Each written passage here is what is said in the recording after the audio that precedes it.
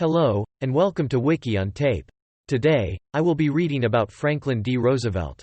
This recording was made on Tuesday, September 1, 2020 by Wiki-On-Tape v1.0.7. Let's get started.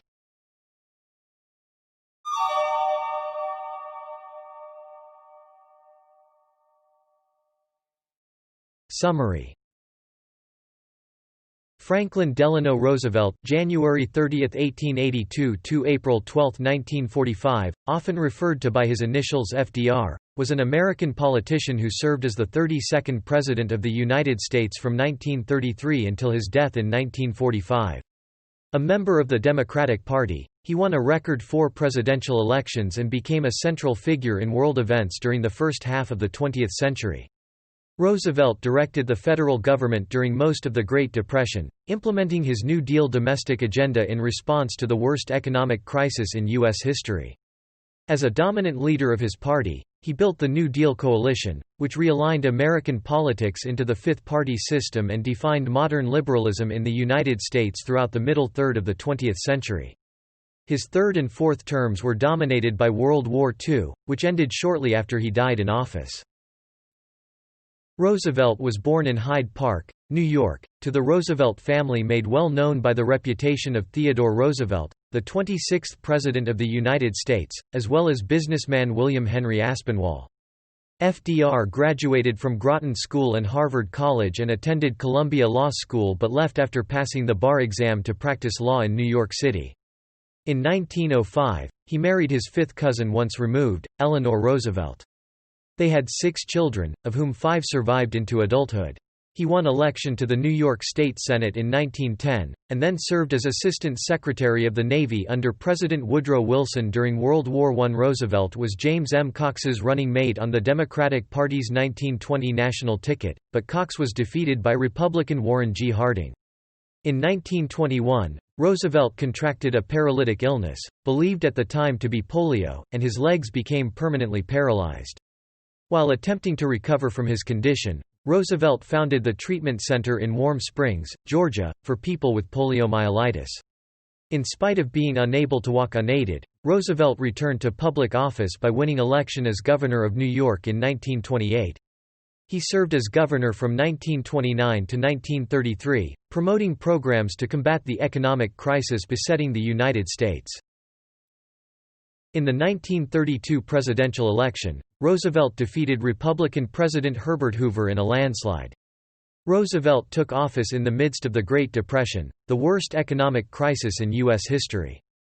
During the first 100 days of the 73rd United States Congress, Roosevelt spearheaded unprecedented federal legislation and issued a profusion of executive orders that instituted the New Deal, a variety of programs designed to produce relief, recovery, and reform.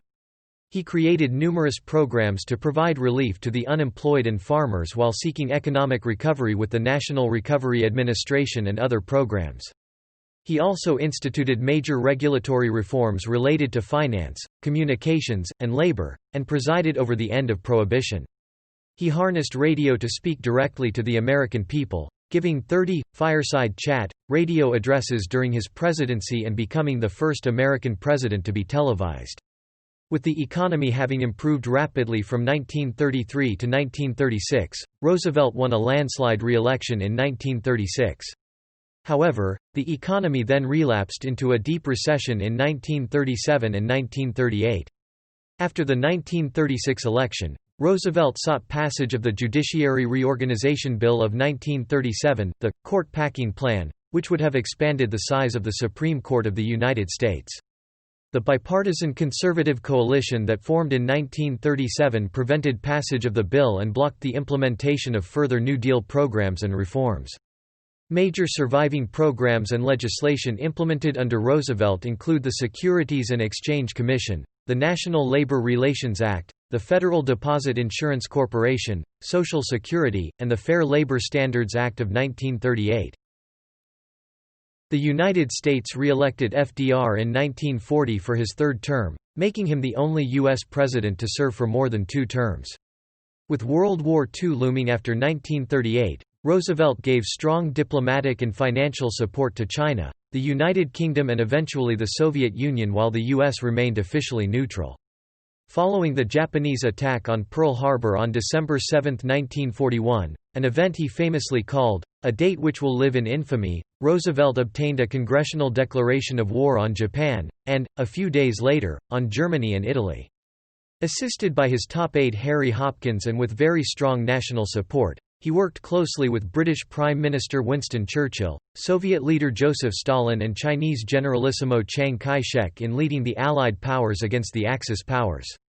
Roosevelt supervised the mobilization of the U.S. economy to support the war effort, and implemented a Europe-first strategy, making the defeat of Germany a priority over that of Japan. He also initiated the development of the world's first atomic bomb, and worked with the other Allied leaders to lay the groundwork for the United Nations and other post-war institutions.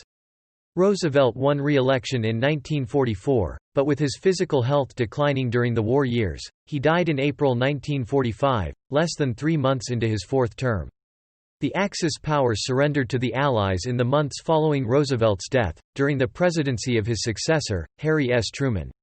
He is usually rated by scholars among the nation's greatest presidents, after George Washington and Abraham Lincoln, but has also been subject to substantial criticism. Childhood. Franklin Delano Roosevelt was born on January 30, 1882, in the Hudson Valley town of Hyde Park, New York, to businessman James Roosevelt first and his second wife, Sarah Ann Delano. Roosevelt's parents, who were sixth cousins, both came from wealthy old New York families, the Roosevelts, the Aspinwalls and the Delanos, respectively.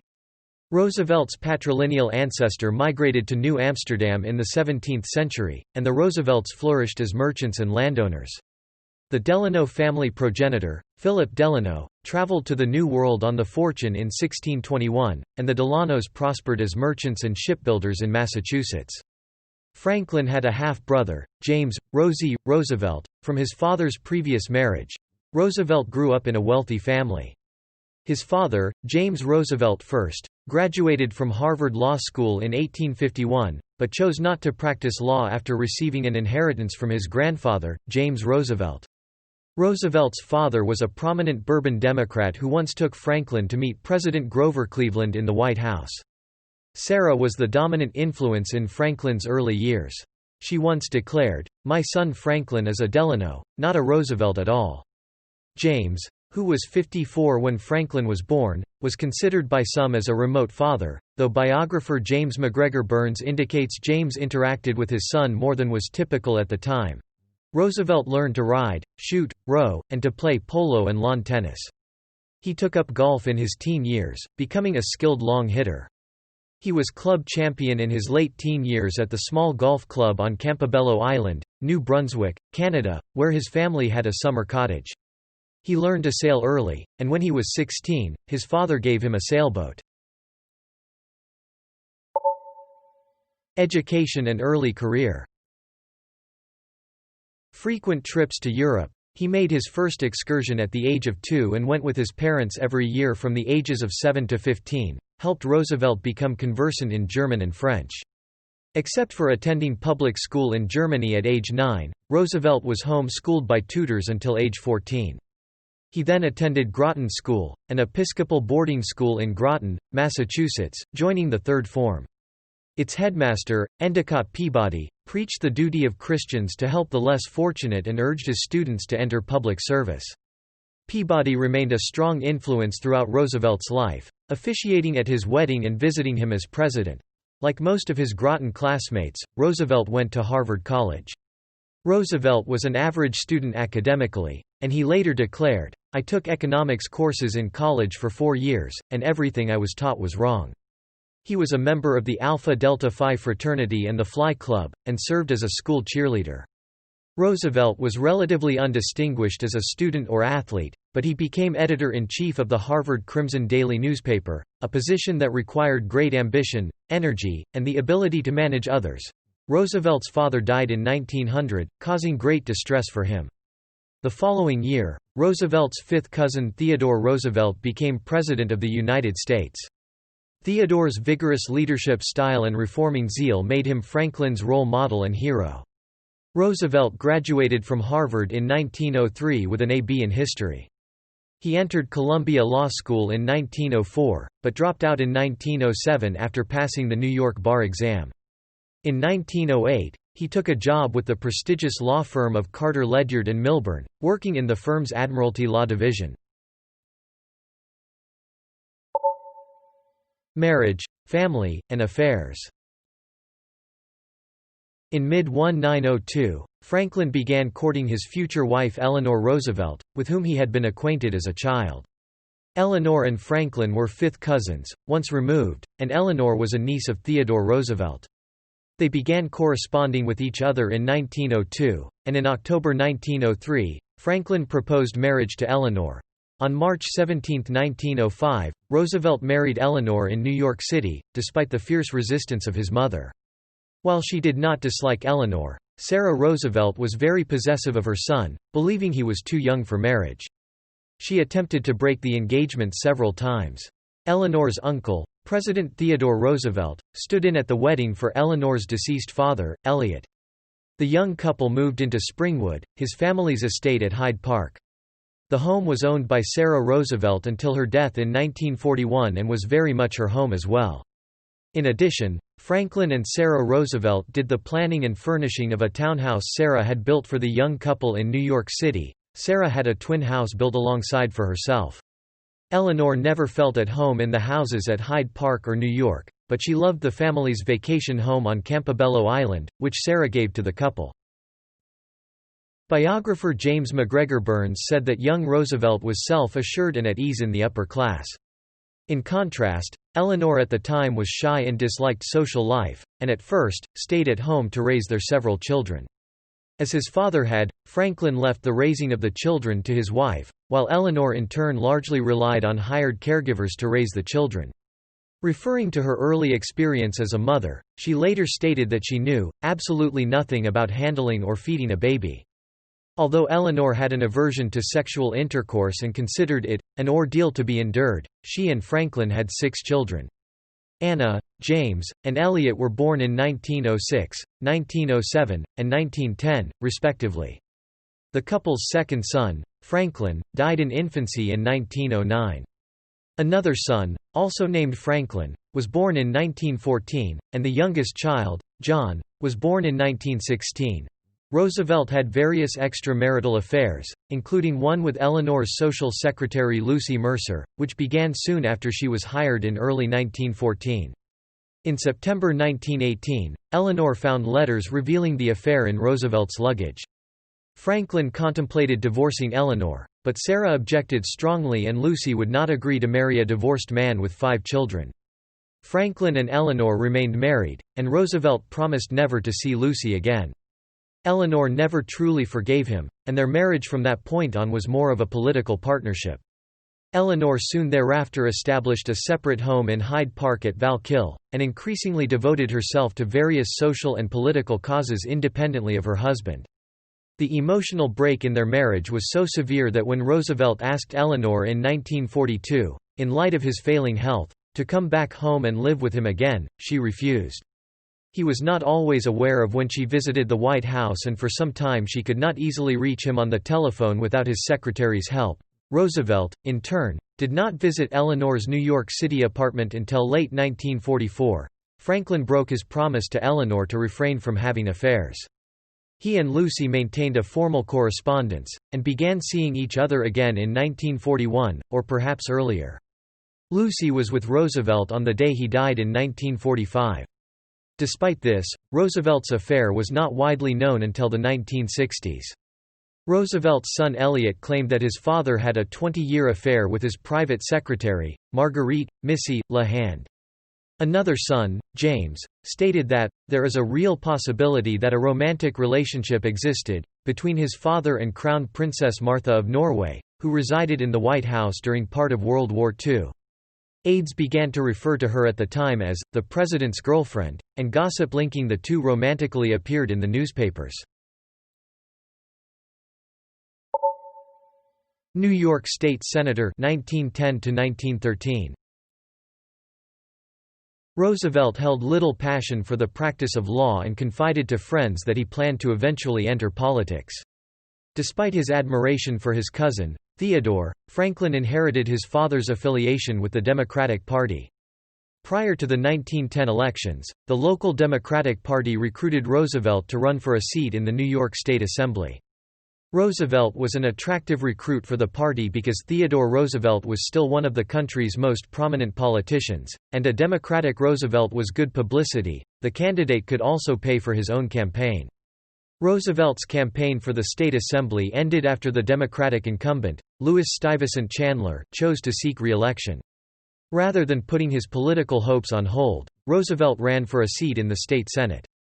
The Senate district, located in Dutchess County, Columbia County, and Putnam County, was strongly Republican. Roosevelt feared that open opposition from Theodore could effectively end his campaign, but Theodore privately encouraged his cousin's candidacy despite their differences in partisan affiliation. Acting as his own campaign manager, Roosevelt traveled throughout the Senate district via automobile at a time when many could not afford cars. Due to his aggressive and effective campaign, the Roosevelt name's influence in the Hudson Valley, and the Democratic landslide that year, Roosevelt won the election, surprising almost everyone. Though legislative sessions rarely lasted more than 10 weeks, Roosevelt treated his new position as a full-time career. Taking his seat on January 1, 1911, Roosevelt immediately became the leader of a group of insurgents who opposed the bossism of the Tammany Hall machine that dominated the state Democratic Party. In the 1911 U.S. Senate election, which was determined in a joint session of the New York State Legislature, Roosevelt and 19 other Democrats caused a prolonged deadlock by opposing a series of Tammany-backed candidates. Finally, Tammany threw its backing behind James A. O'Gorman, a highly regarded judge who Roosevelt found acceptable, and O'Gorman won the election in late March.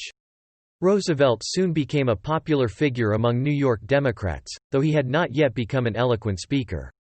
News articles and cartoons began depicting the second coming of a Roosevelt that sent cold shivers down the spine of Tammany. Roosevelt, again in opposition to Tammany Hall, supported New Jersey Governor Woodrow Wilson's successful bid for the 1912 Democratic nomination, earning an informal designation as an original Wilson man. The election became a three-way contest, as Theodore Roosevelt left the Republican Party to launch a third-party campaign against Wilson and sitting Republican President William Howard Taft.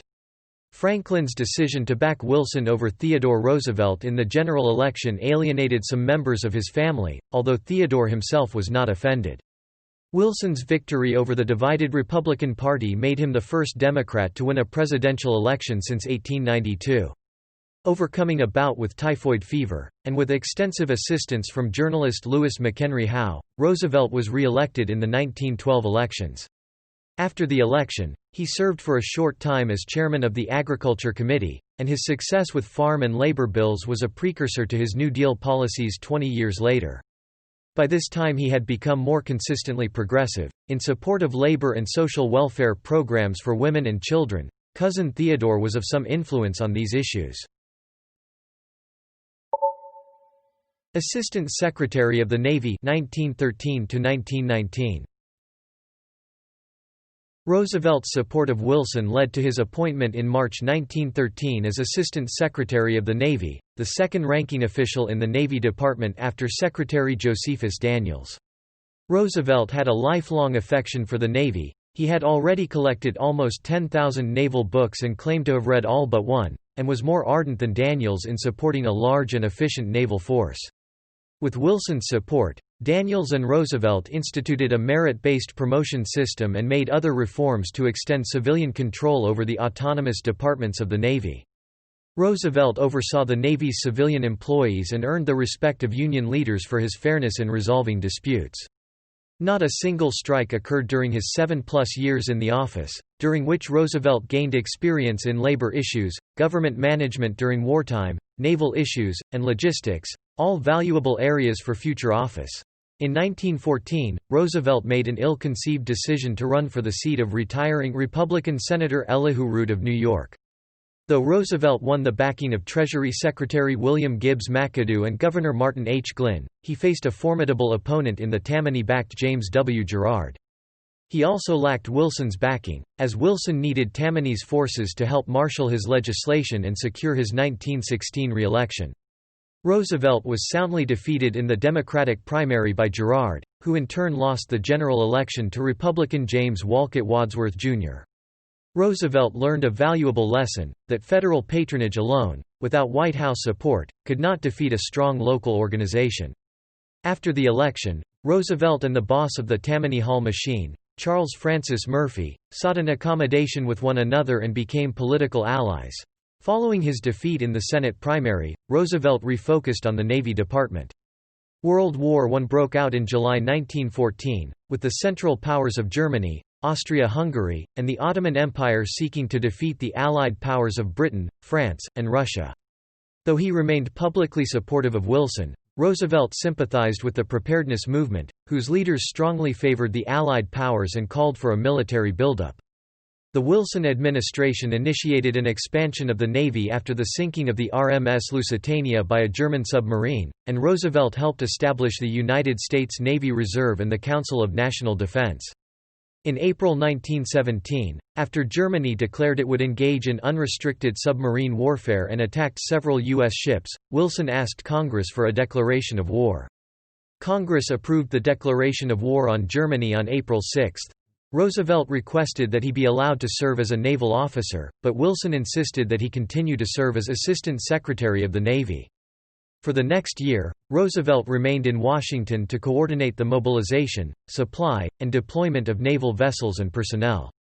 In the first 6 months after the U.S. entered the war, the Navy expanded fourfold.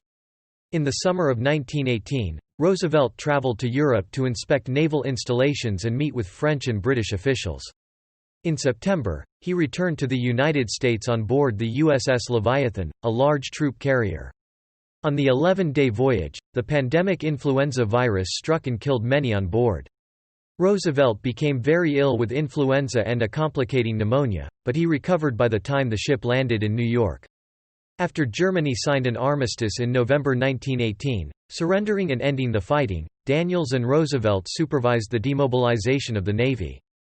Against the advice of older officers such as Admiral William Benson, who claimed he could not conceive of any use the fleet will ever have for aviation, Roosevelt personally ordered the preservation of the Navy's aviation division. With the Wilson administration coming to an end, Roosevelt began planning for his next run for office. Roosevelt and his associates approached Herbert Hoover about running for the 1920 Democratic presidential nomination, with Roosevelt as his running mate. Campaign for Vice President 1920. Roosevelt's plan to convince Hoover to run for the Democratic nomination fell through after Hoover publicly declared himself to be a Republican, but Roosevelt nonetheless decided to seek the 1920 vice presidential nomination. After Governor James M. Cox of Ohio won the party's presidential nomination at the 1920 Democratic National Convention, he chose Roosevelt as his running mate, and the party formally nominated Roosevelt by acclamation. Although his nomination surprised most people, Roosevelt balanced the ticket as a moderate, a Wilsonian, and a prohibitionist with a famous name. Roosevelt had just turned 38, 4 years younger than Theodore had been when he received the same nomination from his party. Roosevelt resigned as Assistant Secretary of the Navy after the Democratic Convention and campaigned across the nation for the Cox-Roosevelt ticket. During the campaign, Cox and Roosevelt defended the Wilson administration and the League of Nations, both of which were unpopular in 1920. Roosevelt personally supported U.S. membership in the League of Nations, but, unlike Wilson, he favored compromising with Senator Henry Cabot Lodge and other reservationists. The Cox-Roosevelt ticket was defeated by Republicans Warren G. Harding and Calvin Coolidge in the presidential election by a wide margin, and the Republican ticket carried every state outside of the South. Roosevelt accepted the loss without issue and later reflected that the relationships and goodwill that he built in the 1920 campaign proved to be a major asset in his 1932 campaign. The 1920 election also saw the first public participation of Eleanor Roosevelt who, with the support of Lewis Howe, established herself as a valuable political ally.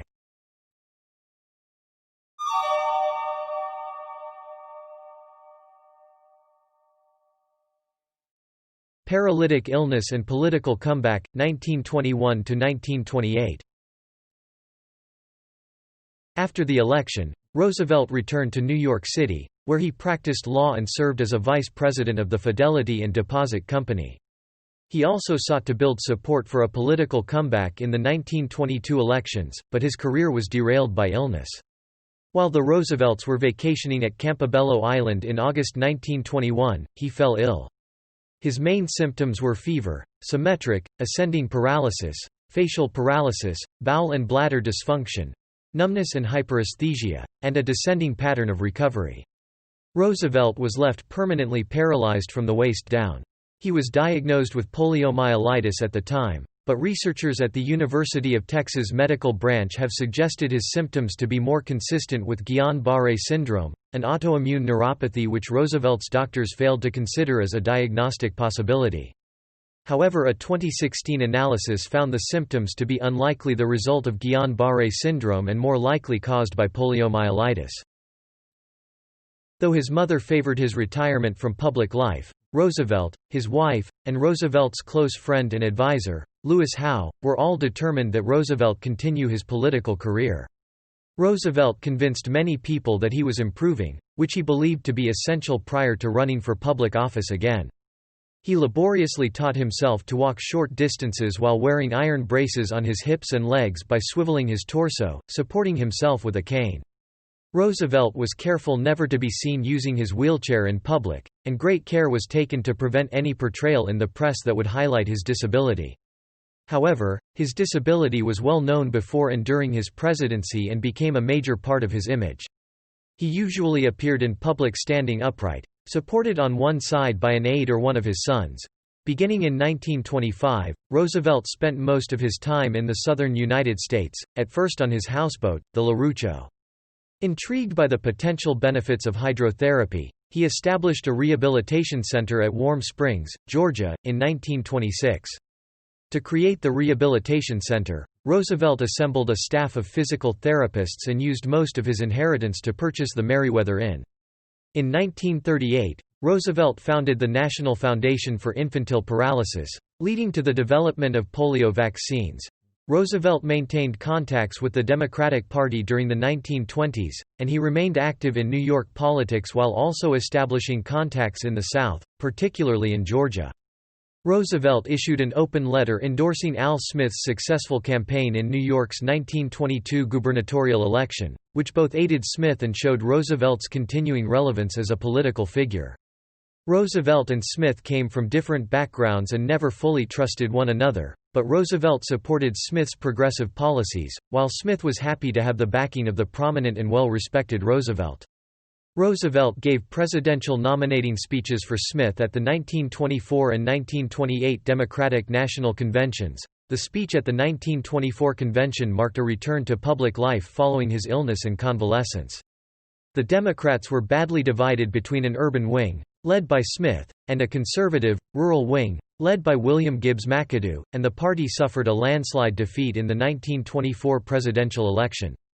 Like many others throughout the United States, Roosevelt did not abstain from alcohol during the Prohibition era, but publicly he sought to find a compromise on prohibition acceptable to both wings of the party. In 1925, Smith appointed Roosevelt to the Taconic State Park Commission, and his fellow commissioners chose him as chairman. In this role, he came into conflict with Robert Moses, a Smith protégé, who was the primary force behind the Long Island State Park Commission and the New York State Council of Parks.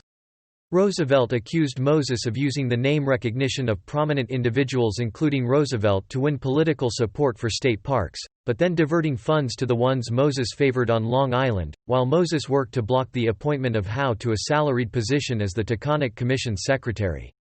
Roosevelt served on the commission until the end of 1928, and his contentious relationship with Moses continued as their careers progressed.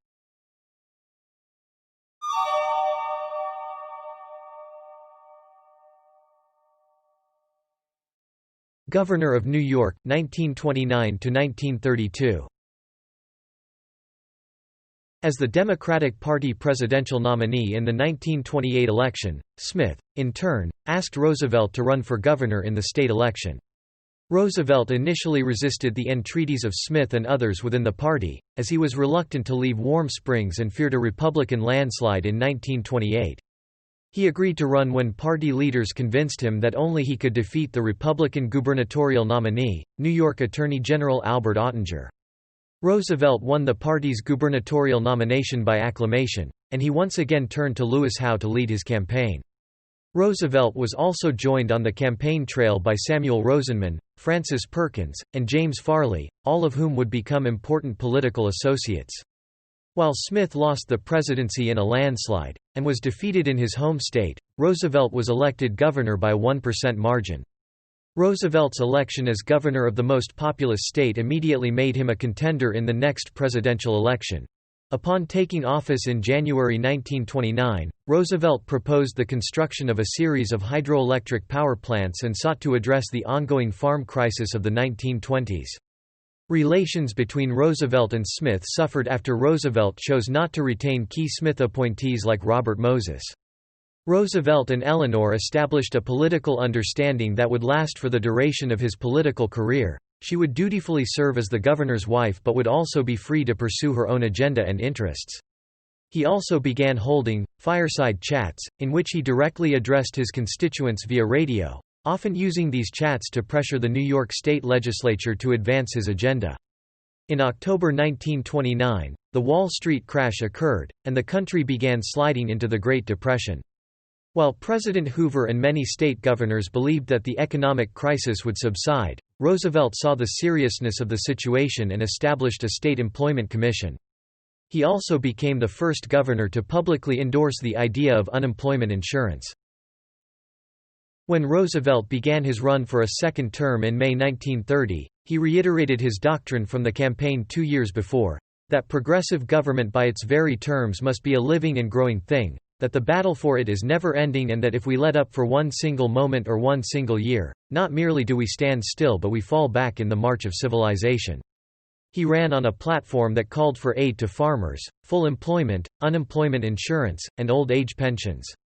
His Republican opponent could not overcome the public's criticism of the Republican Party during the economic downturn, and Roosevelt was elected to a second term by a 14% margin.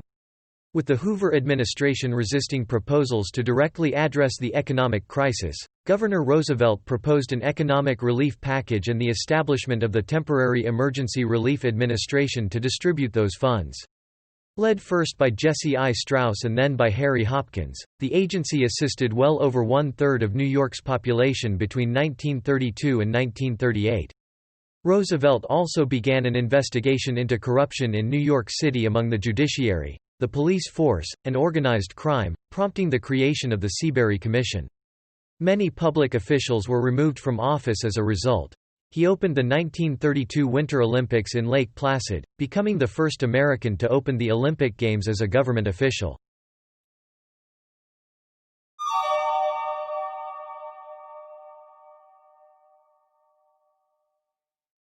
(1932 presidential election). As the 1932 presidential election approached, Roosevelt increasingly turned his attention to national politics. He established a campaign team led by Howe and Farley and a «brain trust» of policy advisors. With the economy ailing, many Democrats hoped that the 1932 elections would result in the election of the first Democratic president since Woodrow Wilson. Roosevelt's re-election as governor had established him as the front-runner for the 1932 Democratic presidential nomination. Roosevelt rallied the progressive supporters of the Wilson administration while also appealing to many conservatives, establishing himself as the leading candidate in the South and West. The chief opposition to Roosevelt's candidacy came from Northeastern conservatives such as Al Smith, the 1928 Democratic presidential nominee. Smith hoped to deny Roosevelt the two-thirds support necessary to win the party's presidential nomination at the 1932 Democratic National Convention in Chicago, and then emerge as the nominee after multiple rounds of balloting. Roosevelt entered the convention with a delegate lead due to his success in the 1932 Democratic primaries, but most delegates entered the convention unbound to any particular candidate. On the first presidential ballot of the convention, Roosevelt received the votes of more than half but less than two-thirds of the delegates, with Smith finishing in a distant second place. Speaker of the House John Nance Garner, who controlled the votes of Texas and California, threw his support behind Roosevelt after the third ballot, and Roosevelt clinched the nomination on the fourth ballot. With little input from Roosevelt, Garner won the vice presidential nomination.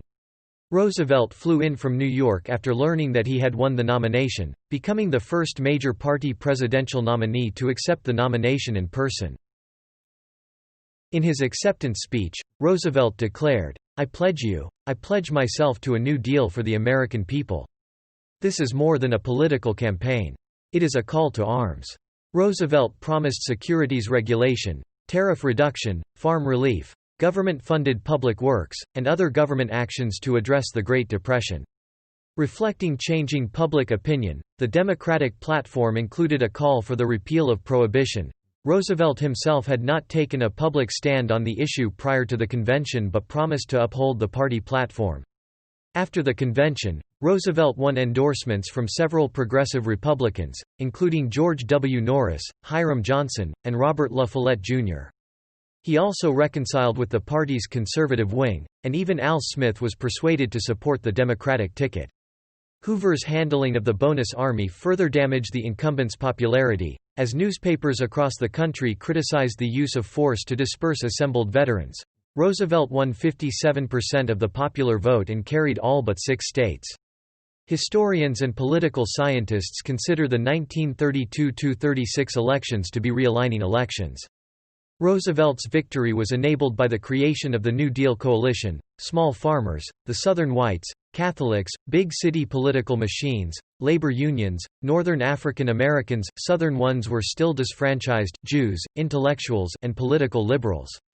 The creation of the New Deal coalition transformed American politics and started what political scientists call the New Deal party system, or the Fifth Party system. Between the Civil War and 1929, Democrats had rarely controlled both houses of Congress and had won just 4 of 17 presidential elections. From 1932 to 1979, Democrats won 8 of 12 presidential elections and generally controlled both houses of Congress.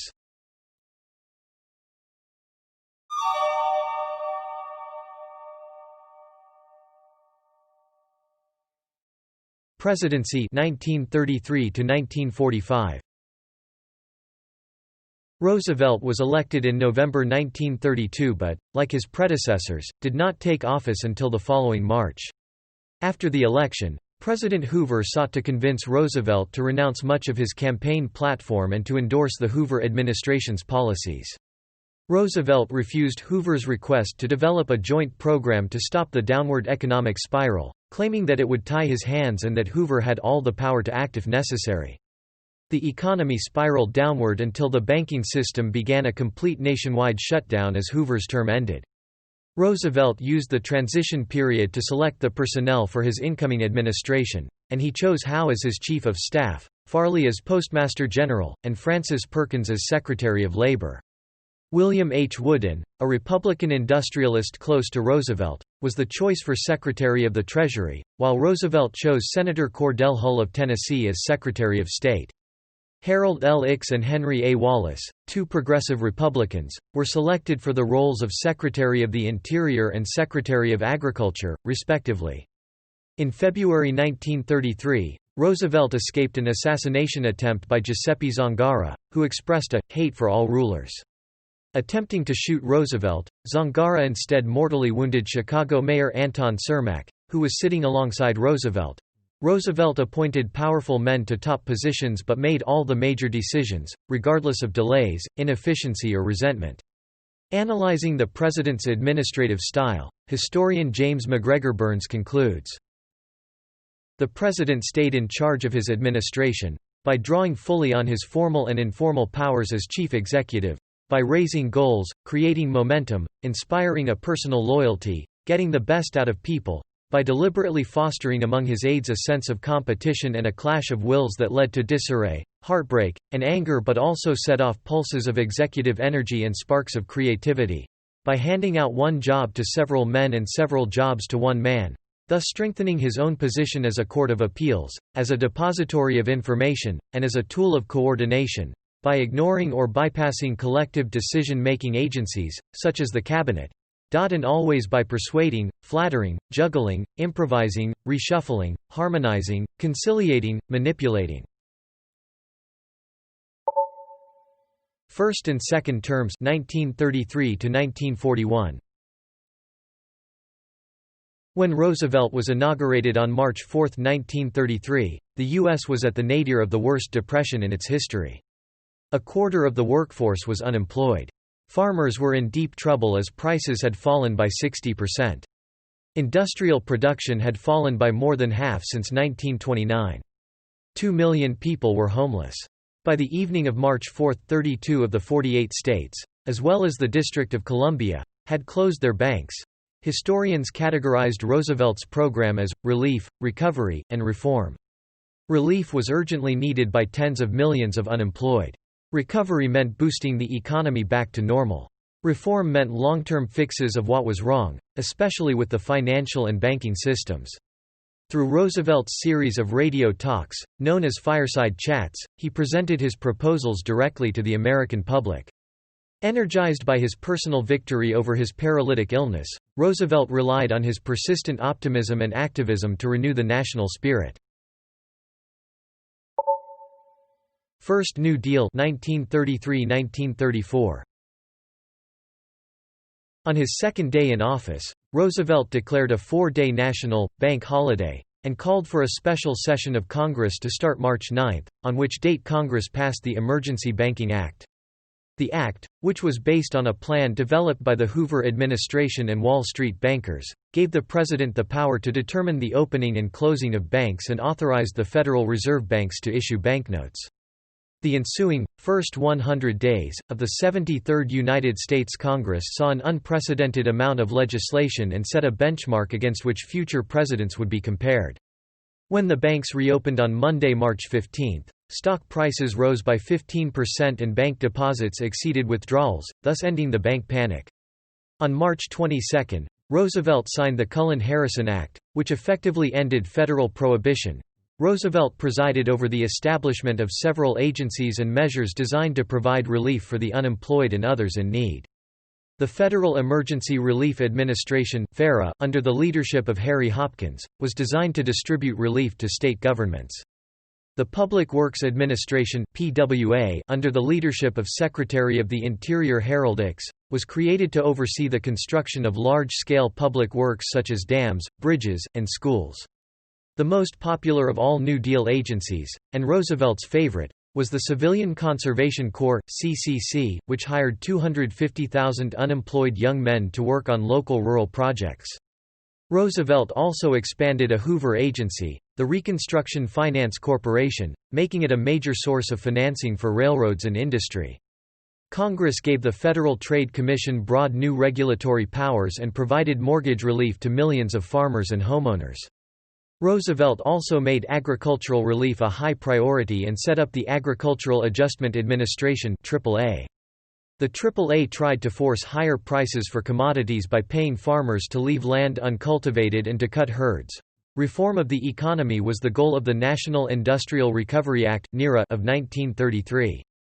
It sought to end cutthroat competition by forcing industries to establish rules of operation for all firms within specific industries, such as minimum prices, agreements not to compete, and production restrictions. Industry leaders negotiated the rules which were approved by NIRA officials. Industry needed to raise wages as a condition for approval. Provisions encouraged unions and suspended antitrust laws. NIRA was found to be unconstitutional by unanimous decision of the Supreme Court in May 1935. Roosevelt strongly protested the decision. Roosevelt reformed the financial regulatory structure of the nation with the Glass-Steagall Act, creating the Federal Deposit Insurance Corporation (FDIC) to underwrite savings deposits. The act also sought to curb speculation by limiting affiliations between commercial banks and securities firms. In 1934, the Securities and Exchange Commission was created to regulate the trading of securities, while the Federal Communications Commission was established to regulate telecommunications. Recovery was pursued through federal spending. The NIRA included $3.3 billion, equivalent to $65.18 billion in 2019, of spending through the Public Works Administration. Roosevelt worked with Senator Norris to create the largest government-owned industrial enterprise in American history, the Tennessee Valley Authority (TVA), which built dams and power stations, controlled floods, and modernized agriculture and home conditions in the poverty-stricken Tennessee Valley. Executive Order 6102 declared that all privately held gold of American citizens was to be sold to the U.S. Treasury, and the price raised from $20 to $35 per ounce. The goal was to counter the deflation which was paralyzing the economy. Roosevelt tried to keep his campaign promise by cutting the federal budget, including a reduction in military spending from $752 million in 1932 to $531 million in 1934 and a 40% cut in spending on veterans' benefits, by removing 500,000 veterans and widows from the pension rolls and reducing benefits for the remainder, as well as cutting the salaries of federal employees and reducing spending on research and education. But the veterans were well organized and strongly protested, and most benefits were restored or increased by 1934. Veterans groups such as the American Legion and the Veterans of Foreign Wars won their campaign to transform their benefits from payments due in 1945 to immediate cash when Congress overrode the President's veto and passed the Bonus Act in January 1936. It pumped sums equal to 2% of the GDP into the consumer economy and had a major stimulus effect.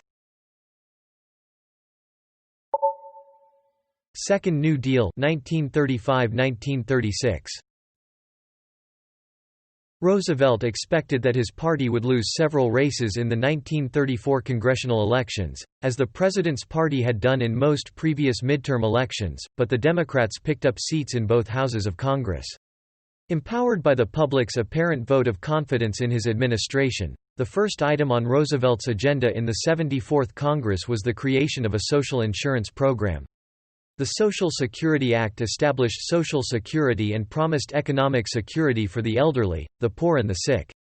Roosevelt insisted that it should be funded by payroll taxes rather than from the general fund, saying, "We put those payroll contributions there so as to give the contributors a legal, moral, and political right to collect their pensions and unemployment benefits. With those taxes in there, no damn politician can ever scrap my Social Security program." Compared with the social security systems in Western European countries, the Social Security Act of 1935 was rather conservative. But for the first time, the federal government took responsibility for the economic security of the aged, the temporarily unemployed, dependent children, and the handicapped. Against Roosevelt's original intention for universal coverage, the act only applied to roughly 60% of the labor force, as farmers, domestic workers, and other groups were excluded. Roosevelt consolidated the various relief organizations, though some, like the PWA, continued to exist. After winning congressional authorization for further funding of relief efforts, Roosevelt established the Works Progress Administration (WPA). Under the leadership of Harry Hopkins, the WPA employed over 3 million people in its first year of existence. The WPA undertook numerous construction projects and provided funding to the National Youth Administration and arts organizations. Senator Robert Wagner wrote the National Labor Relations Act, which guaranteed workers the right to collective bargaining through unions of their own choice. The act also established the National Labor Relations Board (NLRB) to facilitate wage agreements and to suppress the repeated labor disturbances. The Wagner Act did not compel employers to reach an agreement with their employees, but it opened possibilities for American labor. The result was a tremendous growth of membership in the labor unions, especially in the mass production sector.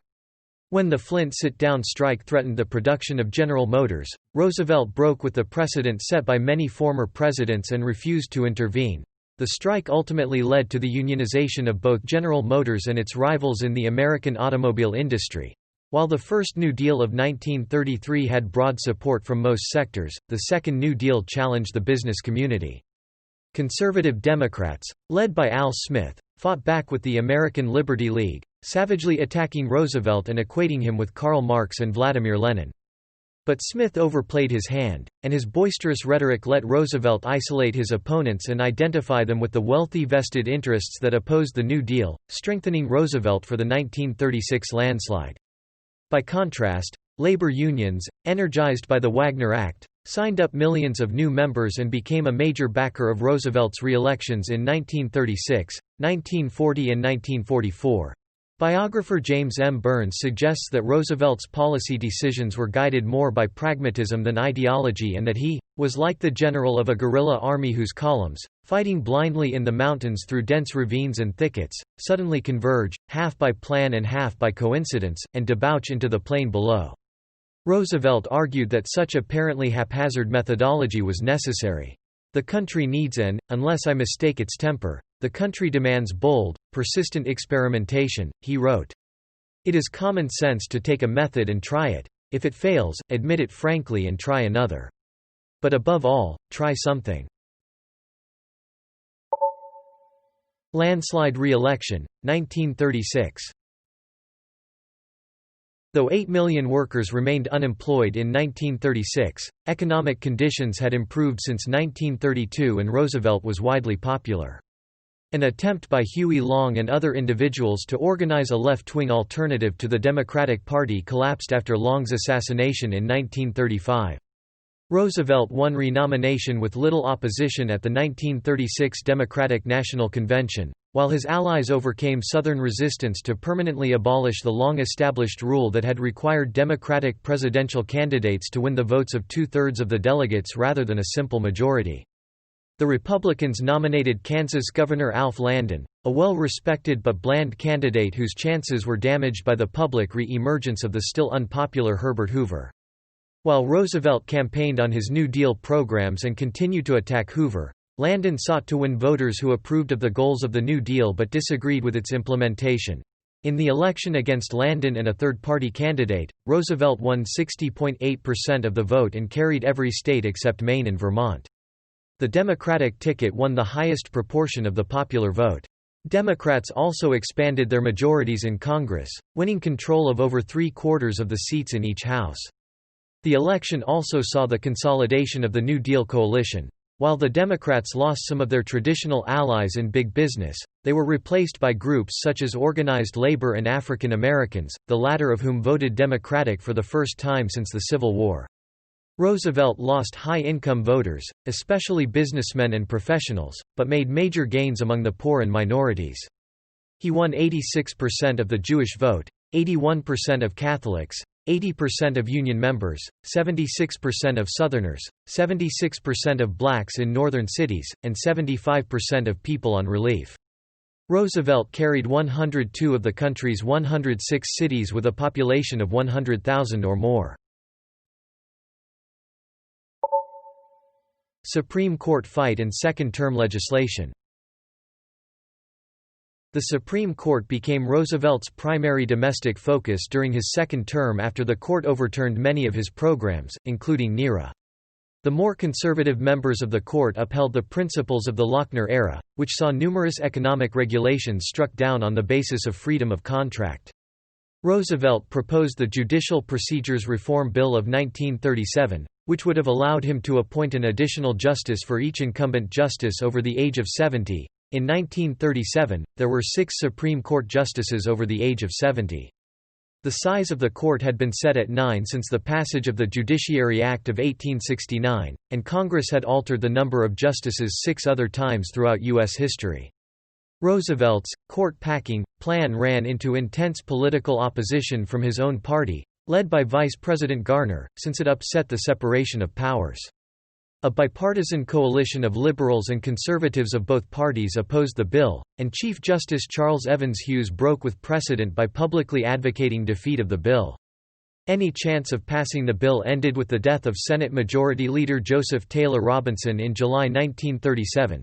Starting with the 1937 case of West Coast Hotel Co.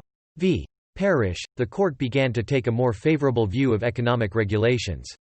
That same year, Roosevelt appointed a Supreme Court justice for the first time, and by 1941, 7 of the 9 justices had been appointed by Roosevelt.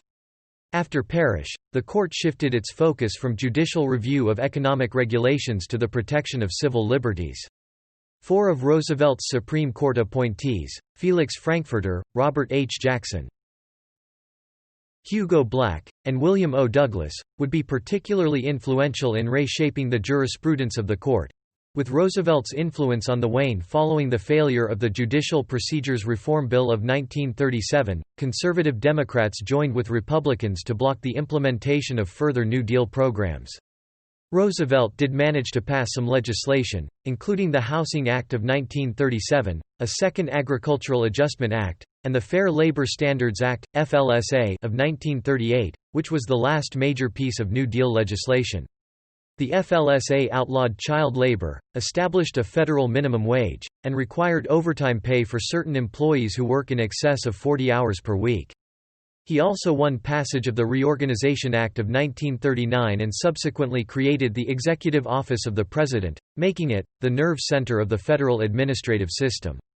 When the economy began to deteriorate again in late 1937, Roosevelt asked Congress for $5 billion, equivalent to $88.92 billion in 2019, in relief and public works funding. This managed to eventually create as many as 3.3 million WPA jobs by 1938. Projects accomplished under the WPA ranged from new federal courthouses and post offices to facilities and infrastructure for national parks, bridges and other infrastructure across the country, and architectural surveys and archaeological excavations, investments to construct facilities and preserve important resources. Beyond this, however, Roosevelt recommended to a special congressional session only a permanent National Farm Act, administrative reorganization, and regional planning measures, all of which were leftovers from a regular session.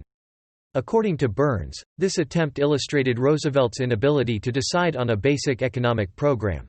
Determined to overcome the opposition of conservative Democrats in Congress, Roosevelt became involved in the 1938 Democratic primaries, actively campaigning for challengers who were more supportive of New Deal reform.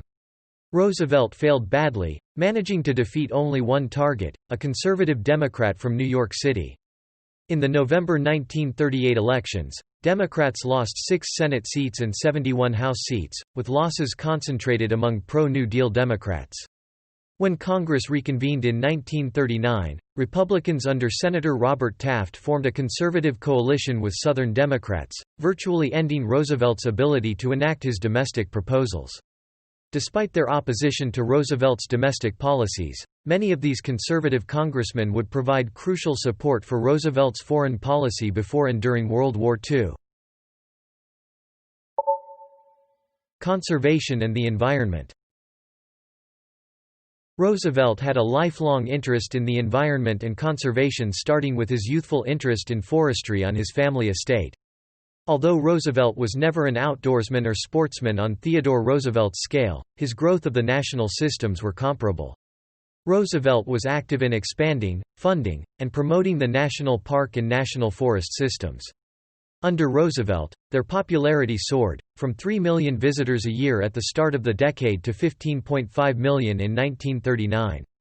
The Civilian Conservation Corps enrolled 3.4 million young men and built 13,000 miles (21,000 kilometers) of trails, planted 2 billion trees, and upgraded 125,000 miles (201,000 kilometers) of dirt roads.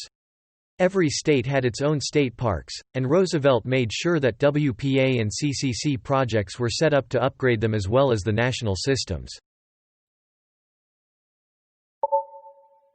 GNP and unemployment rates. Government spending increased from 8.0% of gross national product (GNP) under Hoover in 1932 to 10.2% of the GNP in 1936. The national debt as a percentage of the GNP had more than doubled under Hoover from 16% to 40% of the GNP in early 1933. It held steady at close to 40% as late as fall 1941, then grew rapidly during the war. The GNP was 34% higher in 1936 than in 1932 and 58% higher in 1940 on the eve of war. That is, the economy grew 58% from 1932 to 1940 in 8 years of peacetime, and then grew 56% from 1940 to 1945 in 5 years of wartime. Unemployment fell dramatically during Roosevelt's first term. It increased in 1938, a depression within a depression, but continually declined after 1938. Total employment during Roosevelt's term expanded by 18.31 million jobs, with an average annual increase in jobs during his administration of 5.3%. Foreign policy 1933 to 1941. The main foreign policy initiative of Roosevelt's first term was the Good Neighbor Policy, which was a re-evaluation of U.S. policy toward Latin America. The United States had frequently intervened in Latin America following the promulgation of the Monroe Doctrine in 1823, and the United States had occupied several Latin American nations in the Banana Wars that had occurred following the Spanish–American War of 1898. After Roosevelt took office, he withdrew U.S. forces from Haiti and reached new treaties with Cuba and Panama, ending their status as U.S. protectorates. In December 1933, Roosevelt signed the Montevideo Convention on the Rights and Duties of States, renouncing the right to intervene unilaterally in the affairs of Latin American countries. Roosevelt also normalized relations with the Soviet Union, which the United States had refused to recognize since the 1920s. He hoped to renegotiate the Russian debt from World War I and open trade relations, but no progress was made on either issue, and both nations were soon disillusioned by the accord. The rejection of the Treaty of Versailles in 1919–1920 marked the dominance of isolationism in American foreign policy. Despite Roosevelt's Wilsonian background, he and Secretary of State Cordell Hull acted with great care not to provoke isolationist sentiment. The isolationist movement was bolstered in the early to mid-1930s by Senator Gerald Nye and others who succeeded in their effort to stop the «merchants of death» in the U.S. from selling arms abroad. This effort took the form of the Neutrality Acts, the President asked for, but was refused, a provision to give him the discretion to allow the sale of arms to victims of aggression. Focused on domestic policy, Roosevelt largely acquiesced to Congress's non-interventionist policies in the early to mid-1930s. In the interim, Fascist Italy under Benito Mussolini proceeded to overcome Ethiopia, and the Italians joined Nazi Germany under Adolf Hitler in supporting General Francisco Franco and the nationalist cause in the Spanish Civil War. As that conflict drew to a close in early 1939, Roosevelt expressed regret in not aiding the Spanish Republicans. When Japan invaded China in 1937, isolationism limited Roosevelt's ability to aid China, despite atrocities like the Nanking Massacre and the USS Panay incident. Germany annexed Austria in 1938, and soon turned its attention to its eastern neighbors. Roosevelt made it clear that, in the event of German aggression against Czechoslovakia, the U.S. would remain neutral. After completion of the Munich Agreement and the execution of Kristallnacht, American public opinion turned against Germany, and Roosevelt began preparing for a possible war with Germany. Relying on an interventionist political coalition of Southern Democrats and business-oriented Republicans, Roosevelt oversaw the expansion U.S. airpower and war production capacity. When World War II began in September 1939 with Germany's invasion of Poland and Britain and France's subsequent declaration of war upon Germany, Roosevelt sought ways to assist Britain and France militarily. Isolationist leaders like Charles Lindbergh and Senator William Borah successfully mobilized opposition to Roosevelt's proposed repeal of the Neutrality Act, but Roosevelt won congressional approval of the sale of arms on a cash-and-carry basis. He also began a regular secret correspondence with Britain's First Lord of the Admiralty, Winston Churchill, in September 1939, the first of 1,700 letters and telegrams between them. Roosevelt forged a close personal relationship with Churchill, who became Prime Minister of the United Kingdom in May 1940. The fall of France in June 1940 shocked the American public, and isolationist sentiment declined. In July 1940, Roosevelt appointed two interventionist Republican leaders, Henry L. Stimson and Frank Knox, as Secretaries of War and the Navy, respectively. Both parties gave support to his plans for a rapid buildup of the American military, but the isolationists warned that Roosevelt would get the nation into an unnecessary war with Germany. In July 1940, a group of congressmen introduced a bill that would authorize the nation's first peacetime draft, and with the support of the Roosevelt administration, the Selective Training and Service Act of 1940 passed in September. The size of the Army would increase from 189,000 men at the end of 1939 to 1.4 million men in mid-1941. In September 1940, Roosevelt openly defied the Neutrality Acts by reaching the Destroyers for Bases Agreement, which, in exchange for military base rights in the British Caribbean islands, gave 50 World War I American destroyers to Britain. Election of 1940, breaking with tradition. In the months prior to the July 1940 Democratic National Convention, there was much speculation as to whether Roosevelt would run for an unprecedented third term.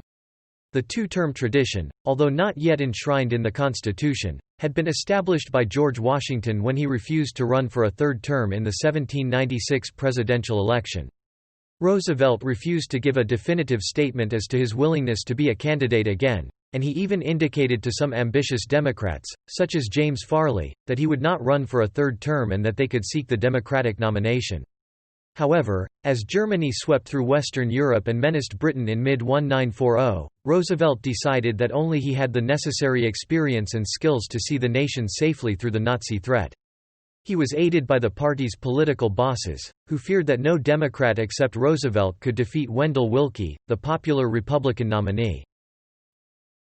At the July 1940 Democratic Convention in Chicago, Roosevelt easily swept aside challenges from Farley and Vice President Garner, who had turned against Roosevelt in his second term because of his liberal economic and social policies. To replace Garner on the ticket, Roosevelt turned to Secretary of Agriculture Henry Wallace of Iowa, a former Republican who strongly supported the New Deal and was popular in farm states. The choice was strenuously opposed by many of the party's conservatives, who felt Wallace was too radical and eccentric in his private life to be an effective running mate.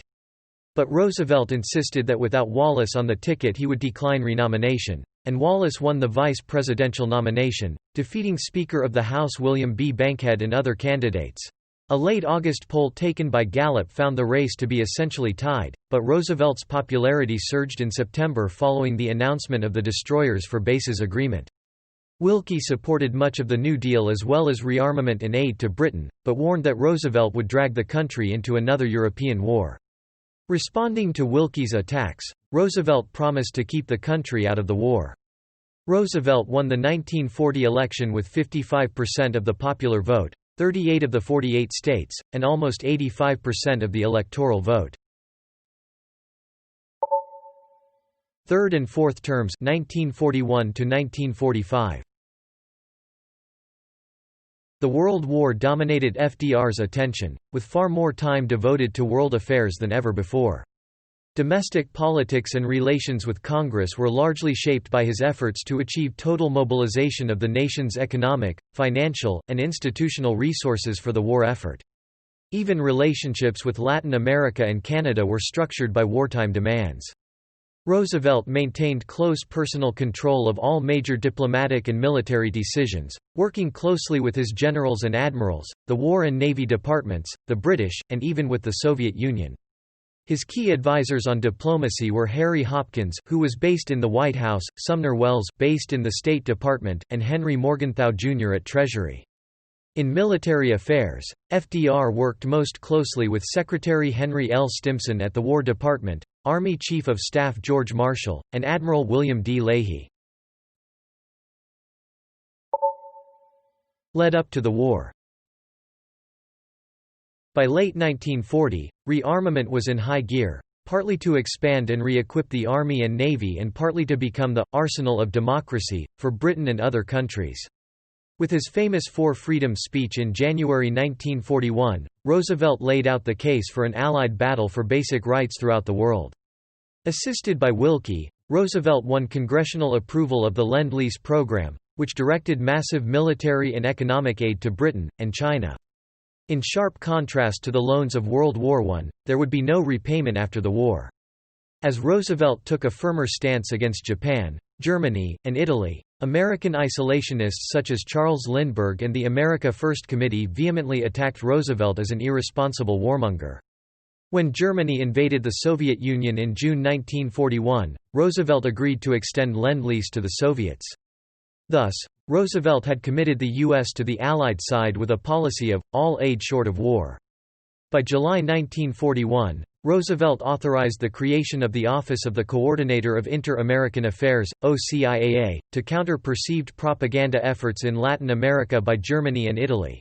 In August 1941, Roosevelt and Churchill conducted a highly secret bilateral meeting in which they drafted the Atlantic Charter, conceptually outlining global wartime and post-war goals. This would be the first of several wartime conferences. Churchill and Roosevelt would meet 10 more times in person. Though Churchill pressed for an American declaration of war against Germany, Roosevelt believed that Congress would reject any attempt to bring the United States into the war. In September, a German submarine fired on the U.S. destroyer Greer, and Roosevelt declared that the U.S. Navy would assume an escort role for Allied convoys in the Atlantic as far east as Great Britain and would fire upon German ships or submarines, U-boats, of the Kriegsmarine if they entered the U.S. Navy zone. This shoot on sight policy effectively declared naval war on Germany and was favored by Americans by a margin of 2-1. Pearl Harbor and declarations of war. After the German invasion of Poland, the primary concern of both Roosevelt and his top military staff was on the war in Europe, but Japan also presented foreign policy challenges. Relations with Japan had continually deteriorated since its invasion of Manchuria in 1931, and they had further worsened with Roosevelt's support of China. With the war in Europe occupying the attention of the major colonial powers, Japanese leaders eyed vulnerable colonies such as the Dutch East Indies, French Indochina, and British Malaya. After Roosevelt announced a $100 million loan, equivalent to $1.8 billion in 2019, to China in reaction to Japan's occupation of northern French Indochina, Japan signed the Tripartite Pact with Germany and Italy. The pact bound each country to defend the others against attack, and Germany, Japan, and Italy became known as the Axis powers. Overcoming those who favored invading the Soviet Union, the Japanese Army High Command successfully advocated for the conquest of Southeast Asia to ensure continued access to raw materials. In July 1941, after Japan occupied the remainder of French Indochina, Roosevelt cut off the sale of oil to Japan, depriving Japan of more than 95% of its oil supply. He also placed the Philippine military under American command and reinstated General Douglas MacArthur into active duty to command U.S. forces in the Philippines. The Japanese were incensed by the embargo and Japanese leaders became determined to attack the United States unless it lifted the embargo. The Roosevelt administration was unwilling to reverse policy, and Secretary of State Hull blocked a potential summit between Roosevelt and Prime Minister Fumimaro Konoe. After diplomatic efforts to end the embargo failed, the Privy Council of Japan authorized a strike against the United States. The Japanese believed that the destruction of the United States Asiatic Fleet, stationed in the Philippines, and the United States Pacific Fleet, stationed at Pearl Harbor in Hawaii, was vital to the conquest of Southeast Asia. On the morning of December 7, 1941, the Japanese struck the U.S. naval base at Pearl Harbor with a surprise attack, knocking out the main American battleship fleet and killing 2,403 American servicemen and civilians. At the same time, separate Japanese task forces attacked Thailand, British Hong Kong, the Philippines, and other targets. Roosevelt called for war in his famous, infamy speech, to Congress, in which he said, "Yesterday, December 7, 1941, a date which will live in infamy, the United States of America was suddenly and deliberately attacked by naval and air forces of the Empire of Japan." In a nearly unanimous vote, Congress declared war on Japan. After the Japanese attack at Pearl Harbor, anti-war sentiment in the United States largely evaporated overnight. On December 11, 1941, Hitler and Mussolini declared war on the United States, which responded in kind. A majority of scholars have rejected the conspiracy theories that Roosevelt, or any other high government officials, knew in advance about the Japanese attack on Pearl Harbor. The Japanese had kept their secrets closely guarded. Senior American officials were aware that war was imminent, but they did not expect an attack on Pearl Harbor. Roosevelt had expected that the Japanese would attack either the Dutch East Indies or Thailand. War plans. In late December 1941, Churchill and Roosevelt met at the Arcadia Conference, which established a joint strategy between the US and Britain. Both agreed on a Europe-first strategy that prioritized the defeat of Germany before Japan. The US and Britain established the Combined Chiefs of Staff to coordinate military policy and the Combined Munitions Assignments Board to coordinate the allocation of supplies. An agreement was also reached to establish a centralized command in the Pacific Theater called ABDA, named for the American, British, Dutch, and Australian forces in the theater.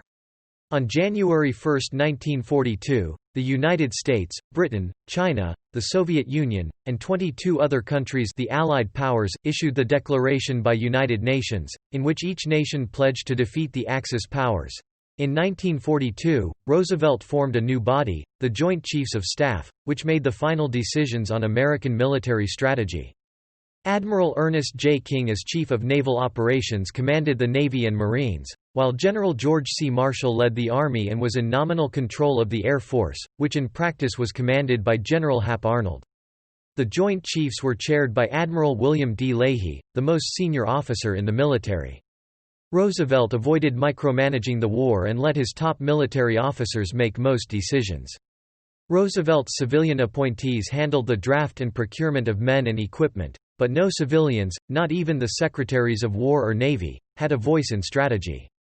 Roosevelt avoided the State Department and conducted high-level diplomacy through his aides, especially Harry Hopkins, whose influence was bolstered by his control of the Lend-Lease funds. Nuclear program.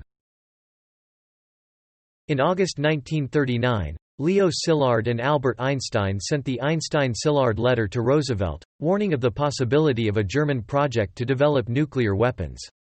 Szilard realized that the recently discovered process of nuclear fission could be used to create a nuclear chain reaction that could be used as a weapon of mass destruction. Roosevelt feared the consequences of allowing Germany to have sole possession of the technology and authorized preliminary research into nuclear weapons. After the attack on Pearl Harbor, the Roosevelt administration secured the funds needed to continue research and selected General Leslie Groves to oversee the Manhattan Project, which was charged with developing the first nuclear weapons. Roosevelt and Churchill agreed to jointly pursue the project, and Roosevelt helped ensure that American scientists cooperated with their British counterparts. Wartime conferences. Roosevelt coined the term, Four Policemen, to refer to the Big Four, Allied powers of World War II, the United States, the United Kingdom, the Soviet Union, and China. The Big Three, of Roosevelt, Churchill, and Soviet leader Joseph Stalin, together with Chinese Generalissimo Chiang Kai-shek, cooperated informally on a plan in which American and British troops concentrated in the West, Soviet troops fought on the Eastern Front, and Chinese, British and American troops fought in Asia and the Pacific. The United States also continued to send aid via the Lend-Lease program to the Soviet Union and other countries. The Allies formulated strategy in a series of high-profile conferences as well as by contact through diplomatic and military channels. Beginning in May 1942, the Soviets urged an Anglo-American invasion of German-occupied France in order to divert troops from the Eastern Front. Concerned that their forces were not yet ready for an invasion of France, Churchill and Roosevelt decided to delay such an invasion until at least 1943 and instead focus on a landing in North Africa, known as Operation Torch. In November 1943, Roosevelt, Churchill, and Stalin met to discuss strategy and post-war plans at the Tehran Conference, where Roosevelt met Stalin for the first time. At the conference, Britain and the United States committed to opening a second front against Germany in 1944, while Stalin committed to entering the war against Japan at an unspecified date. Subsequent conferences at Bretton Woods and Dumbarton Oaks established the framework for the post-war International Monetary System and the United Nations, an intergovernmental organization similar to Wilson's failed League of Nations. Roosevelt, Churchill, and Stalin met for a second time at the February 1945 Yalta Conference in Crimea. With the end of the war in Europe approaching, Roosevelt's primary focus was on convincing Stalin to enter the war against Japan. The Joint Chiefs had estimated that an American invasion of Japan would cause as many as 1 million American casualties. In return for the Soviet Union's entrance into the war against Japan, the Soviet Union was promised control of Asian territories such as Sakhalin Island. The three leaders agreed to hold a conference in 1945 to establish the United Nations, and they also agreed on the structure of the United Nations Security Council, which would be charged with ensuring international peace and security. Roosevelt did not push for the immediate evacuation of Soviet soldiers from Poland, but he won the issuance of the Declaration on Liberated Europe, which promised free elections in countries that had been occupied by Germany. Germany itself would not be dismembered, but would be jointly occupied by the United States, France, Britain, and the Soviet Union. Against Soviet pressure, Roosevelt and Churchill refused to consent to imposing huge reparations and deindustrialization on Germany after the war. Roosevelt's role in the Yalta Conference has been controversial. Critics charge that he naively trusted the Soviet Union to allow free elections in Eastern Europe, while supporters argue that there was little more that Roosevelt could have done for the Eastern European countries given the Soviet occupation and the need for cooperation with the Soviet Union during and after the war. Course of the war.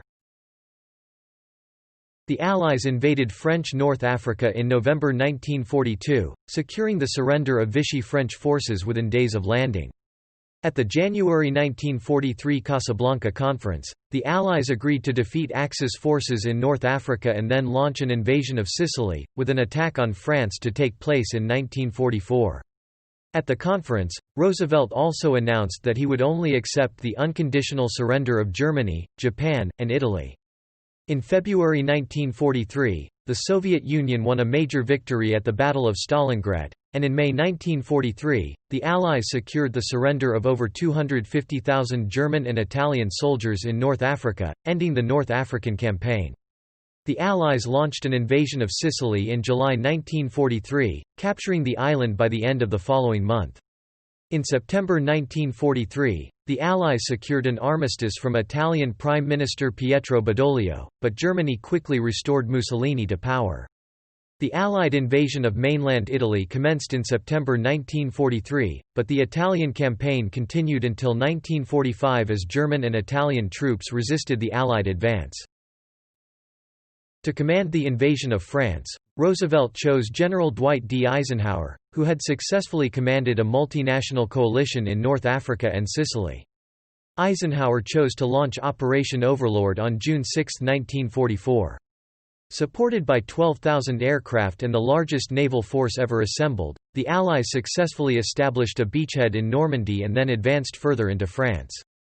Though reluctant to back an unelected government, Roosevelt recognized Charles de Gaulle's provisional government of the French Republic as the de facto government of France in July 1944. After most of France had been liberated from German occupation, Roosevelt granted formal recognition to de Gaulle's government in October 1944. Over the following months, the Allies liberated more territory from Nazi occupation and began the invasion of Germany. By April 1945, Nazi resistance was crumbling in the face of advances by both the Western Allies and the Soviet Union. In the opening weeks of the war, Japan conquered the Philippines and the British and Dutch colonies in Southeast Asia. The Japanese advance reached its maximum extent by June 1942, when the U.S. Navy scored a decisive victory at the Battle of Midway. American and Australian forces then began a slow and costly strategy called island hopping or leapfrogging through the Pacific Islands, with the objective of gaining bases from which strategic airpower could be brought to bear on Japan and from which Japan could ultimately be invaded. In contrast to Hitler, Roosevelt took no direct part in the tactical naval operations, though he approved strategic decisions. Roosevelt gave way in part to insistent demands from the public and Congress that more effort be devoted against Japan, but he always insisted on Germany first. The strength of the Japanese Navy was decimated in the Battle of Leyte Gulf, and by April 1945 the Allies had recaptured much of their lost territory in the Pacific. Home front.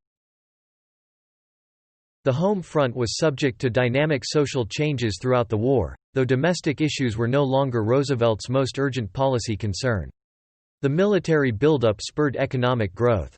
Unemployment fell in half from 7.7 million in spring 1940 to 3.4 million in fall 1941 and fell in half again to 1.5 million in fall 1942, out of a labor force of 54 million. There was a growing labor shortage, accelerating the second wave of the Great Migration of African Americans, farmers and rural populations to manufacturing centers. African Americans from the South went to California and other West Coast states for new jobs in the defense industry. To pay for increased government spending, in 1941 Roosevelt proposed that Congress enact an income tax rate of 99.5% on all income over $100,000. When the proposal failed, he issued an executive order imposing an income tax of 100% on income over $25,000, which Congress rescinded. The Revenue Act of 1942 instituted top tax rates as high as 94%, after accounting for the excess profits tax, greatly increased the tax base, and instituted the first federal withholding tax. In 1944, Roosevelt requested that Congress enact legislation which would tax all unreasonable profits, both corporate and individual, and thereby support his declared need for over $10 billion in revenue for the war and other government measures.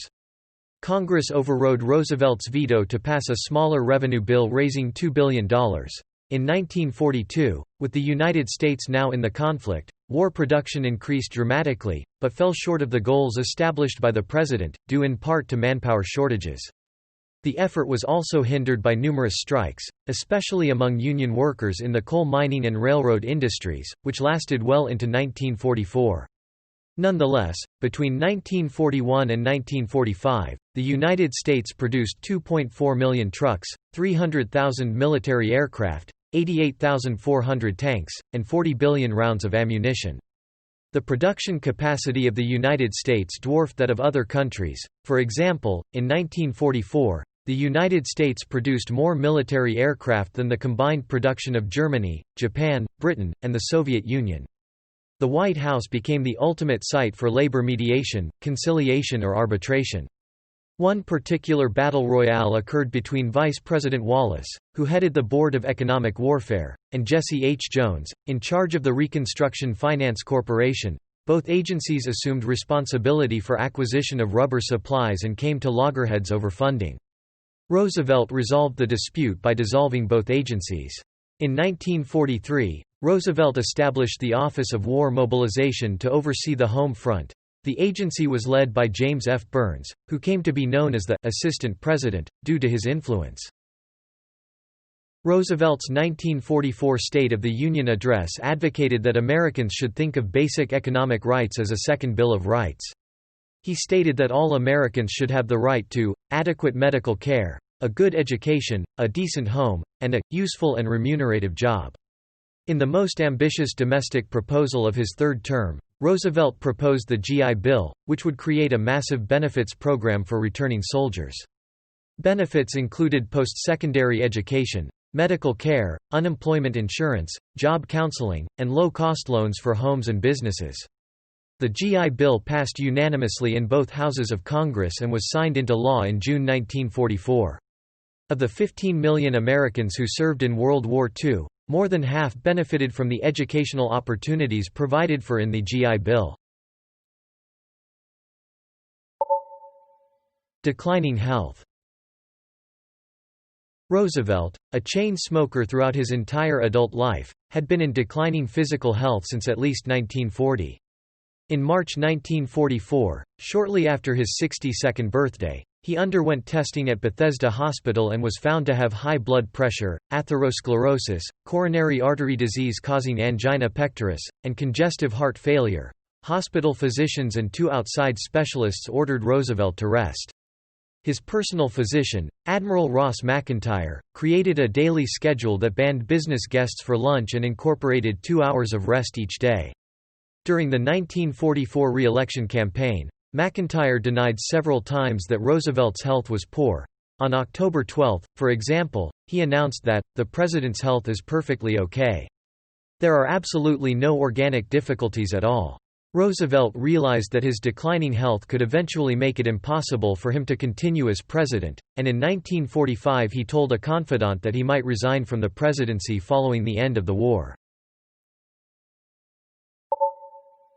Election of 1944. While some Democrats had opposed Roosevelt's nomination in 1940, the president faced little difficulty in securing his re-nomination at the 1944 Democratic National Convention.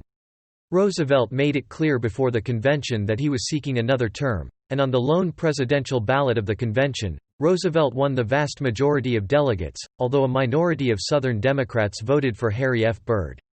Party leaders prevailed upon Roosevelt to drop Vice President Wallace from the ticket, believing him to be an electoral liability and a poor potential successor in case of Roosevelt's death. Roosevelt preferred Burns as Wallace's replacement but was convinced to support Senator Harry S. Truman of Missouri, who had earned renown for his investigation of war production inefficiency and was acceptable to the various factions of the party. On the second vice presidential ballot of the convention, Truman defeated Wallace to win the nomination. The Republicans nominated Thomas E. Dewey, the governor of New York, who had a reputation as a liberal in his party. The opposition accused Roosevelt and his administration of domestic corruption, bureaucratic inefficiency, tolerance of communism, and military blunders. Labor unions, which had grown rapidly in the war, fully supported Roosevelt.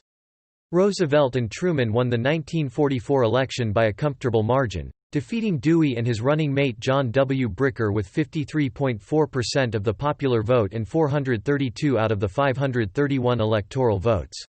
The president campaigned in favor of a strong United Nations, so his victory symbolized support for the nation's future participation in the international community. Final months, death and aftermath, 1945. When Roosevelt returned to the United States from the Yalta Conference, many were shocked to see how old, thin and frail he looked. He spoke while seated in the well of the House, an unprecedented concession to his physical incapacity. During March 1945, he sent strongly worded messages to Stalin accusing him of breaking his Yalta commitments over Poland, Germany, prisoners of war and other issues. When Stalin accused the Western Allies of plotting behind his back a separate peace with Hitler, Roosevelt replied, "I cannot avoid a feeling of bitter resentment towards your informers, whoever they are, for such vile misrepresentations of my actions or those of my trusted subordinates." On March 29, 1945, Roosevelt went to the Little White House at Warm Springs, Georgia, to rest before his anticipated appearance at the founding conference of the United Nations. On April 12, 1945, in Warm Springs, Georgia, President Franklin D. Roosevelt was sitting for watercolorist Elizabeth Shomatoff. She was commissioned to paint his portrait and started her work around noon. While she was working, in the afternoon, Roosevelt said, "I have a terrific headache." He then slumped forward in his chair, unconscious, and was carried into his bedroom. The president's attending cardiologist, Dr. Howard Bruin, diagnosed the medical emergency as a massive intracerebral hemorrhage. At 3:35 p.m. that day, Roosevelt died at the age of 63. On the morning of April 13, Roosevelt's body was placed in a flag-draped coffin and loaded onto the presidential train for the trip back to Washington. Along the route, thousands flocked to the tracks to pay their respects.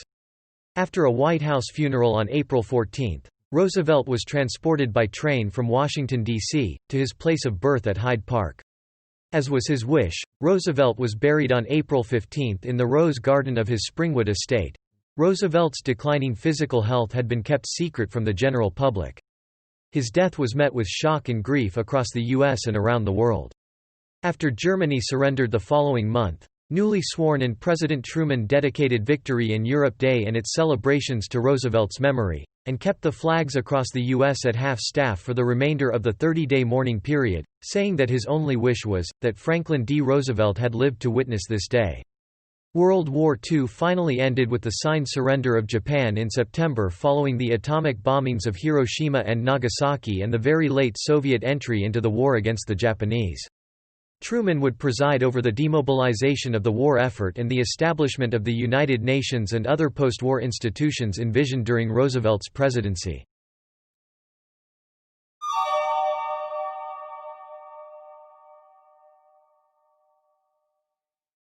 Civil rights, internment, and the Holocaust. Roosevelt was viewed as a hero by many African Americans, Catholics, and Jews, and he was highly successful in attracting large majorities of these voters into his New Deal coalition. He won strong support from Chinese Americans and Filipino Americans, but not Japanese Americans, as he presided over their internment in concentration camps during the war. African Americans and Native Americans fared well in two New Deal relief programs, the Civilian Conservation Corps and the Indian Reorganization Act, respectively. Sitkoff reports that the WPA provided an economic floor for the whole black community in the 1930s, rivaling both agriculture and domestic service as the chief source of income. Roosevelt did not join NAACP leaders in pushing for federal anti-lynching legislation, as he believed that such legislation was unlikely to pass and that his support for it would alienate Southern congressmen. He did, however, appoint a «black cabinet» of African American advisors to advise on race relations and African American issues, and he publicly denounced lynching as «murder». First Lady Eleanor Roosevelt vocally supported efforts designed to aid the African American community, including the Fair Labor Standards Act, which helped boost wages for non-white workers in the South. In 1941, Roosevelt established the Fair Employment Practices Committee (FEPC) to implement Executive Order 8802, which prohibited racial and religious discrimination in employment among defense contractors. The FEPC was the first national program directed against employment discrimination, and it played a major role in opening up new employment opportunities to non-white workers. During World War II, the proportion of African American men employed in manufacturing positions rose significantly. In response to Roosevelt's policies, African Americans increasingly defected from the Republican Party during the 1930s and 1940s, becoming an important Democratic voting bloc in several northern states. The attack on Pearl Harbor raised concerns in the public regarding the possibility of sabotage by Japanese Americans. This suspicion was fed by long-standing racism against Japanese immigrants, as well as the findings of the Roberts Commission, which concluded that the attack on Pearl Harbor had been assisted by Japanese spies. On February 19, 1942, President Roosevelt signed Executive Order 9066, which relocated hundreds of thousands of the Japanese American citizens and immigrants. They were forced to liquidate their properties and businesses and interned in hastily built camps in interior, harsh locations. Distracted by other issues, Roosevelt had delegated the decision for internment to Secretary of War Stimson, who in turn relied on the judgment of Assistant Secretary of War John J. McCloy. The Supreme Court upheld the constitutionality of the executive order in the 1944 case of Korematsu v. United States. Many German and Italian citizens were also arrested or placed into internment camps. After Kristallnacht in 1938, Roosevelt helped expedite Jewish immigration from Germany and Austria, and allowed German citizens already in the United States to stay indefinitely. However, he was prevented from accepting further Jewish immigrants, practically refugees, by the Restrictive Immigration Act of 1924, and anti-Semitism among voters. Hitler chose to implement the final solution, the extermination of the European Jewish population. By January 1942, and American officials learned of the scale of the Nazi extermination campaign in the following months. Against the objections of the State Department, Roosevelt convinced the other Allied leaders to jointly issue the Joint Declaration by members of the United Nations, which condemned the ongoing Holocaust and warned to try its perpetrators as war criminals. In January 1944, Roosevelt established the War Refugee Board to aid Jews and other victims of Axis atrocities. Aside from these actions, Roosevelt believed that the best way to help the persecuted populations of Europe was to end the war as quickly as possible.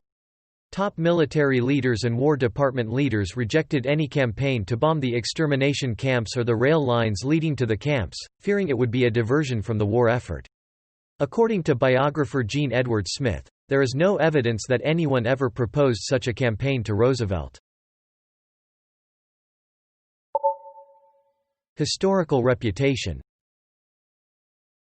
Roosevelt is widely considered to be one of the most important figures in the history of the United States, as well as one of the most influential figures of the 20th century. Historians and political scientists consistently rank Roosevelt, George Washington, and Abraham Lincoln as the three greatest presidents. Reflecting on Roosevelt's presidency, which brought the United States through the Great Depression and World War II to a prosperous future, said FDR biographer Gene Edward Smith in 2007. He lifted himself from a wheelchair to lift the nation from its knees. The rapid expansion of government programs that occurred during Roosevelt's term redefined the role of the government in the United States, and Roosevelt's advocacy of government social programs was instrumental in redefining liberalism for coming generations.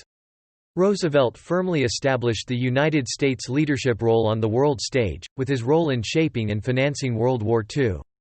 His isolationist critics faded away, and even the Republicans joined in his overall policies. He also created a new understanding of the presidency, permanently increasing the power of the president at the expense of Congress.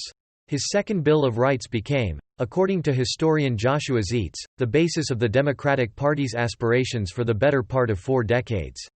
After his death, his widow, Eleanor, continued to be a forceful presence in U.S. and world politics, serving as delegate to the conference which established the United Nations and championing civil rights and liberalism generally. Many members of his administration played leading roles in the administrations of Truman, Kennedy and Johnson, each of whom embraced Roosevelt's political legacy. During his presidency, and continuing to a lesser extent afterwards, there has been much criticism of Roosevelt, some of it intense. Critics have questioned not only his policies, positions, and the consolidation of power that occurred due to his responses to the crises of the Depression and World War II, but also his breaking with tradition by running for a third term as president. Long after his death, new lines of attack criticized Roosevelt's policies regarding helping the Jews of Europe, incarcerating the Japanese on the West Coast, and opposing anti-lynching legislation. Memorials. Roosevelt's home in Hyde Park is now a National Historic Site and home to his presidential library. Washington, D.C., hosts 2 memorials to the former president. The largest, the 7.5-acre (3-hectare) Roosevelt Memorial, is located next to the Jefferson Memorial on the tidal basin. A more modest memorial, a block of marble in front of the National Archives building suggested by Roosevelt himself, was erected in 1965. Roosevelt's leadership in the March of Dimes is one reason he is commemorated on the American dime. Roosevelt has also appeared on several U.S. postage stamps. Thanks for listening to Wiki-On-Tape. I hope you drop by again sometime. Goodbye.